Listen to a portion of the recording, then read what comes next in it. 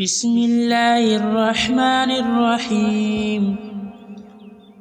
الحمد لله الذي أنزل على عبده الكتاب ولم يجعل له عوجا قيما لينذر بأسا شديدا من لدنه ويبشر المؤمنين الذين يعملون الصالحات أن لهم أجرا حسنا ماكثين فيه أبدا وينذر الذين قالوا اتخذ الله ولدا ما لهم به من علم ولا لآبائهم كبرت كلمة تخرج من أفواههم إن يقولون إلا كذبا فلعلك باخع نفسك على آثارهم إن لم يؤمنوا بهذا الحديث أسفا إنا جعلنا ما على الأرض زينة لها لنبلوهم أيهم أحسن عملا وإنا لجاعلون ما عليها صعيدا جرزا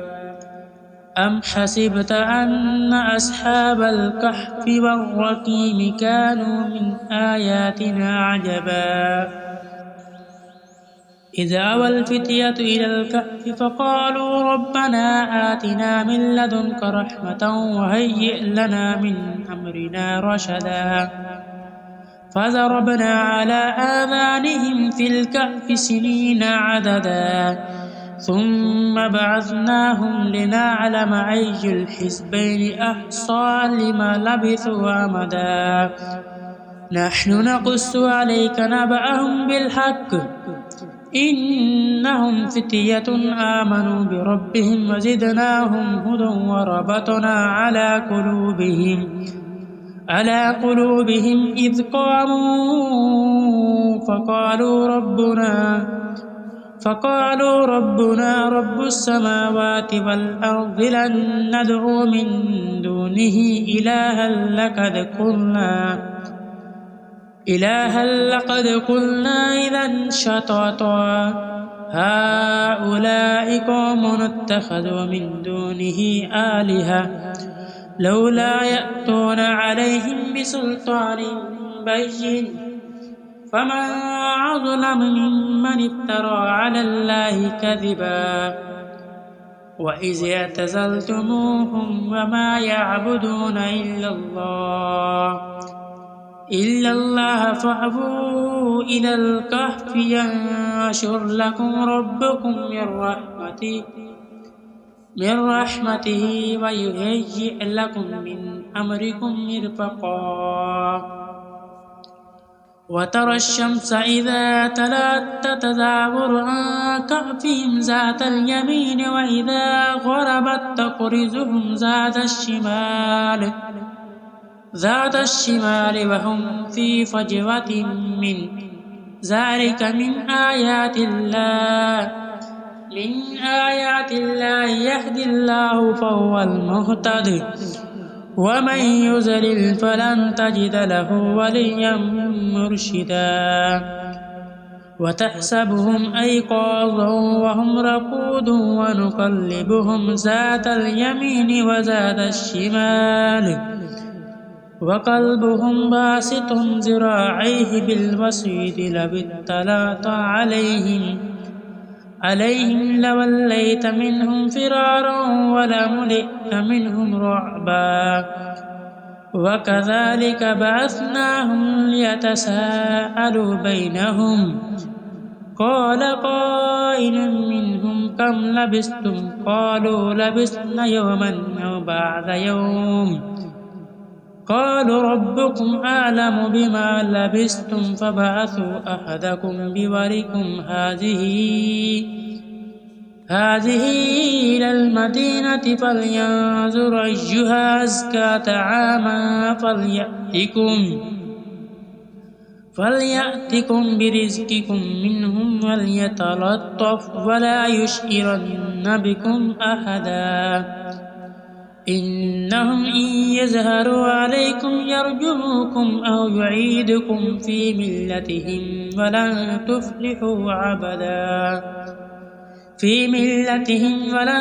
تفلحوا إذا أبدا وكذلك أعثرنا عليهم ليعلموا أن وعد الله حق وأن الساعة لا ريب فيها إذ يتنازعون بينهم أمرهم فقالوا ابنوا عليهم بنيانا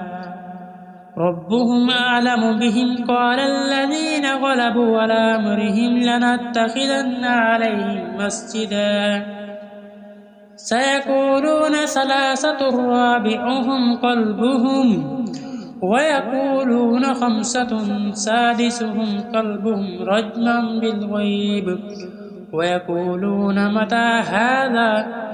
ويقولون سبعة وثامنهم كلبهم قل ربي يعلم بعدتهم ما يعلمهم إلا قليل فلا تمار فيهم إلا مراعا ظاهرا ولا تستفت فيهم منهم أحدا ولا تقولن لشيء إني فاعل ذلك غدا إلا أن يشاء الله واذكر ربك إذا نسيت وقل عسى أن يهديني ربي لأقرب من هذا رشدا ولبثوا في كهفهم 300 سنين وازدادوا 9 قل الله أعلم بما لبثوا له غيب السماوات والأرض أبصر به واسمع ما لهم من دونه من ولي ولا يشرك في حكمه أحدا واتل ما أوحي إليك من كتاب ربك لا مبدل لكلماته ولن تجد من دونه ملتحدا واصبر نفسك مع الذين يدعون ربهم بالغداة والعشي يريدون وجهه ولا تعد عيناك عنهم تريد زينة الحياة الدنيا ولا تطع من أغفلنا قلبه عن ذكرنا واتبع هواه وكان أمره فرطا وقل الحق من ربكم فمن شاء فليؤمن ومن شاء فليكفر إنا أعتدنا للظالمين نارا أحاط بهم سرادقها وإن يستغيثوا يغاثوا بماء كالمهل يشوي الوجوه بئس الشراب وساءت مرتفقا إن الذين آمنوا وعملوا الصالحات إنا لا نضيع أجر من أحسن عملا أولئك لهم جنات عدن تجري من تحتهم الأنهار يحلون فيها من أساور من ذهب ويلبسون ثيابا خضر من سندس واستبرق متكئين فيها على الأرائك نعم الثواب وحسنت مرتفقا واضرب لهم مثل الرجلين جعلنا لأحدهما جنتين من أعناب وحففناهما بنخل وجعلنا بينهما زرعا كلتا الجنتين أتت أكلها ولم تظلم منه شيئا وفجرنا خلالهما نهرا وكان له ثمر فقال لصاحبه وهو يحاور أنا أكثر منك مالا وأعز نفرا ودخل جنته وهو ظالم لنفسه قال ما أظن أن تبيد هذه أبدا وما أظن الساعة قائمة ولئن رددت لي إلى ربي لأجدن خيرا منها منقلبا قال له صاحبه وهو يحاور أكفرت بالذي خلق من تراب ثم من نطفة ثم سواك رجلا لكن هو الله ربي ولا يشرك بربه أحدا ولولا إذ دخلت جنتك قلت ما شاء الله لا قوة إلا بالله إن ترني أنا أقل منك مالا وولدا فعسى ربي أن يؤتيني خيرا من جنتك ويرسل عليها حاسبا من السماء فتصبح صعيدا زلقا أيصبح ماؤها غورا فلن تستطيع له طلبا وأحيط بثمره فأصبح يقلب كفيه على ما أنفق فيها وهي خاوية على عروشها ويقول يا ليتني لم أشرك بربي أحدا ولم تكن له فئة ينصرونه من دون الله وما كان منتصرا هنالك الولاية لله الحق هو خير ثوابا وخير عقبا واضرب لهم مثل الحياة الدنيا كماء أنزل الله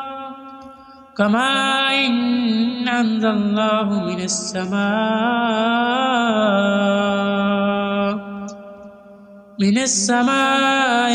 فاختلط به نبات الأرض فأصبح حشيما تذروه الرياح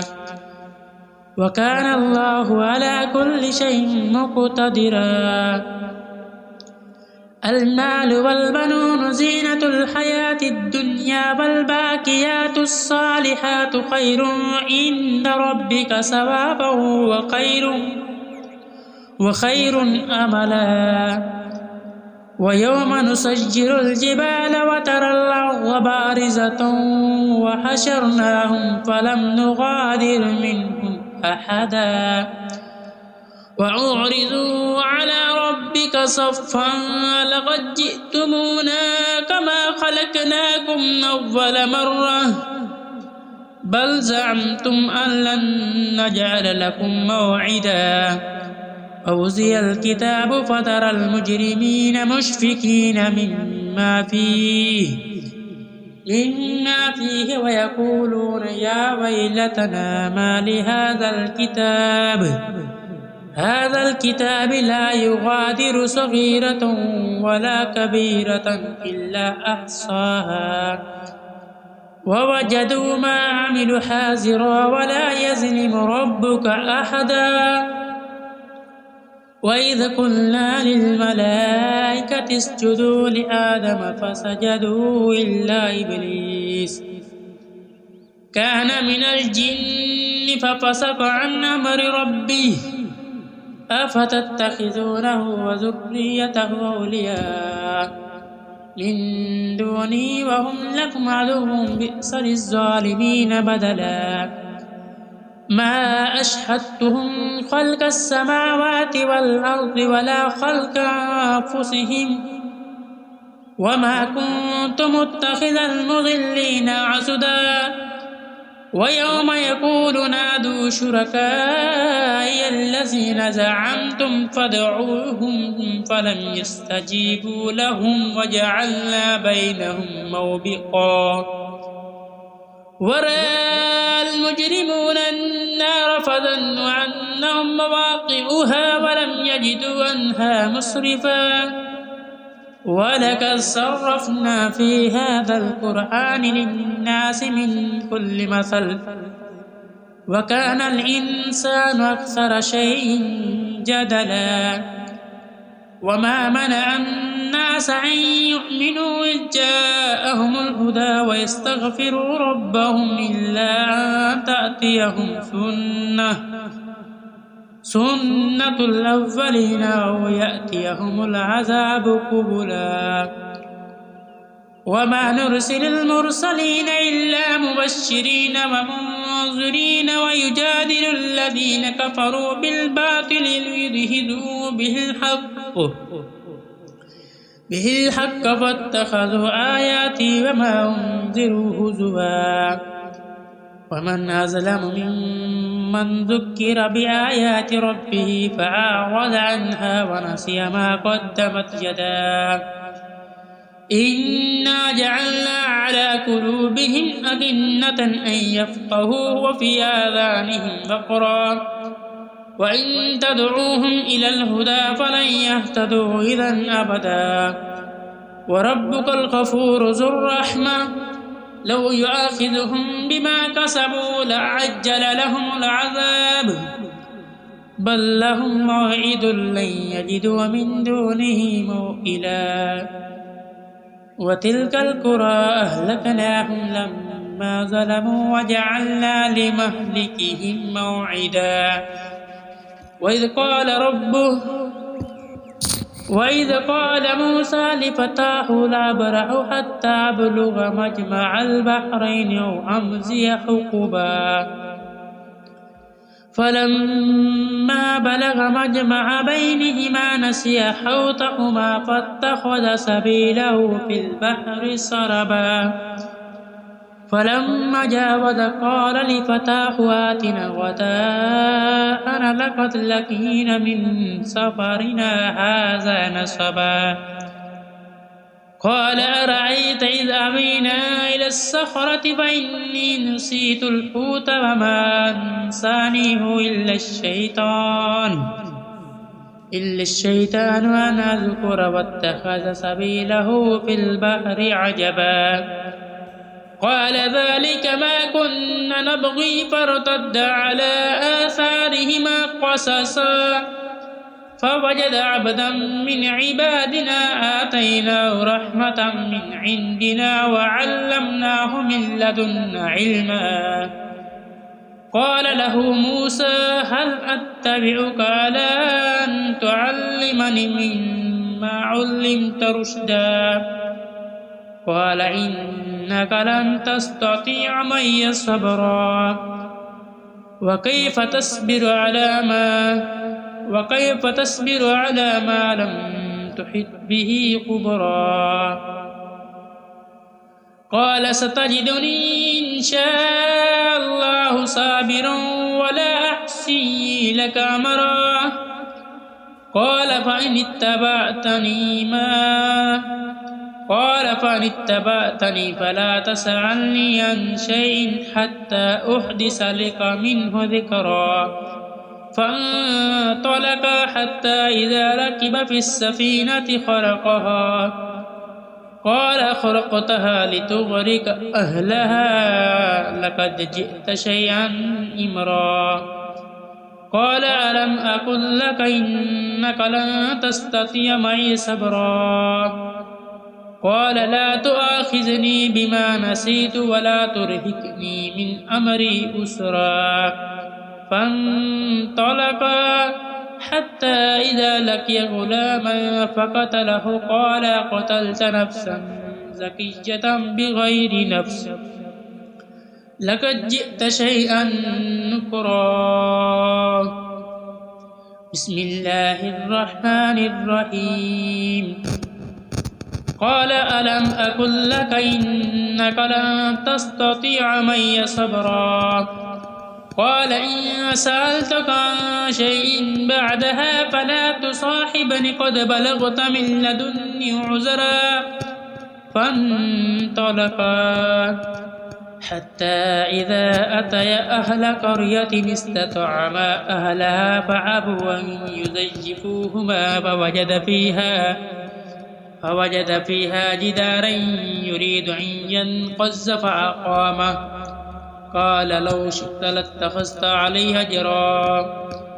قال هذا فراق بيني وبينك سأنبئك بتأويل ما لم تستطع عليه صبرا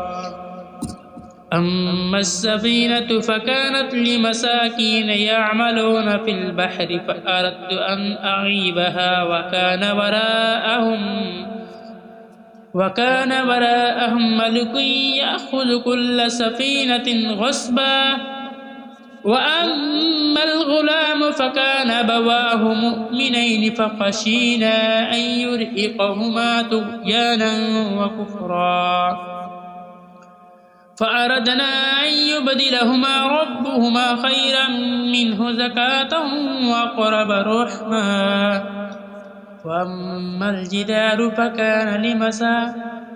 وأما الجدار فكان لغلامين يتيمين في المدينة وكان تحته كنز لهما وكان أبوهما صالحا فأراد ربك أن يبلغ أشدهما ويستخرج كنزهما رحمة من ربك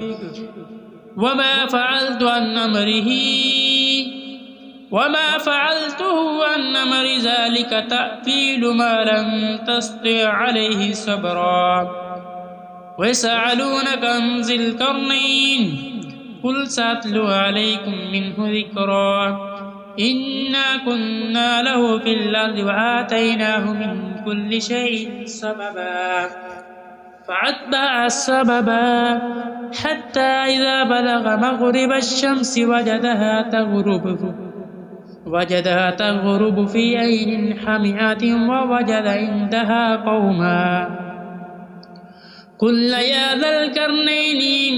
إما أن تعذب وإما أن نتخذ فيهم حسنا قال أما من ظلم فسوف نعذبه ثم يرد إلى ربه فيعذبه عذابا نكرا وأما من آمن وعمل صالحا فله جزاء الحسنى وسنقول له من أمرنا يسرا ثم أتبع السببا حتى إذا بلغ بين السدين وجد من دونهما قوما لا يكادون يفقهون قولا قالوا هذا القرآن إن يأجوج ومأجوج مفسدون في الأرض فهل نجعل لك خرجا على أن تجعل بيننا وبينهم سدا قال ما مكني فيه ربي خير فأعينوني بقوة نجعل بينكم وبينهم ردما آتوني زبر الحديد حتى إذا ساوى بين السدفين قال انفخوا حتى إذا جعله نارا قال هذا فراق قال آتوني يفرغ عليه كترا فما استطاعوا أن يظهروا وما استطاعوا له نقبا قال هذا رحمة من ربي فإذا جاء وعد ربي جعله دكا وكان وعد ربي حقا وتركنا بعضهم يومئذ يموج في بعض ونفخ في السور فجمعناهم جمعا وعرضنا جهنم يومئذ للكافرين عرضا الذين كانت أعينهم في غطاء عن ذكري وكانوا لا يستطيعون سمعا أفحسب الذين كفروا أن يتخذوا عبادي من دوني أولياء إنا أعتدنا جهنم للكافرين نزلا قل هل ينبئكم بالأخسرين أعمالا الذين زل سعيهم في الحياة الدنيا وهم يحسبون أنهم يحسنون صنعا